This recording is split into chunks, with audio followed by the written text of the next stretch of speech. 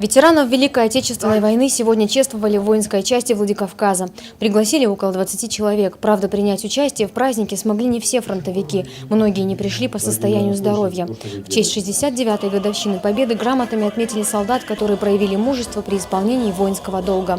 Затем перед собравшимися выступили артисты Северо-Остинской эстрады. Они исполнили песни военных лет. Я сам внук фронтовика Гида Наурузовича Кабалоя. У него в черепе было 3 дырки от ранения осколочного.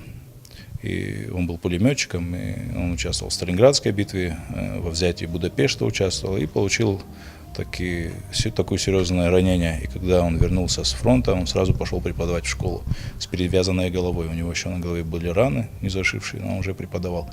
И те фронтовики, которые не дошли до сегодняшних дней, которых сейчас находят в раскопках, те, которые дошли, которые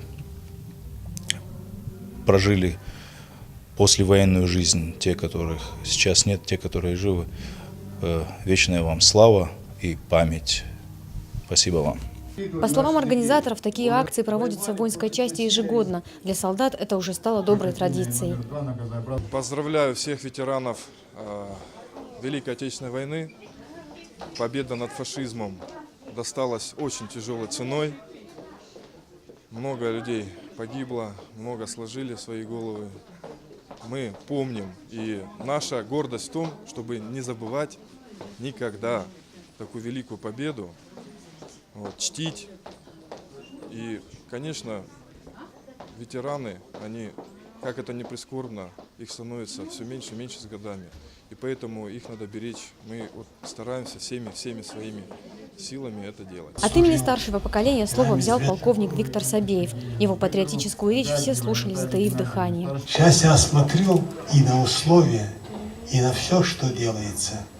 Ребята, мы в других условиях жили, в других условиях мы росли. Но между нами есть одна единственная связь – любить Родину. Любить Родину – это наш долг, и мы должны это всегда помнить. Если кто не помнит то, что была война, что там столько потеряно, бедная Осетия, маленькая республика, самая маленькая республика, отправила на эту войну 98 840 человек. Из них вернулись всего 48 тысяч человек.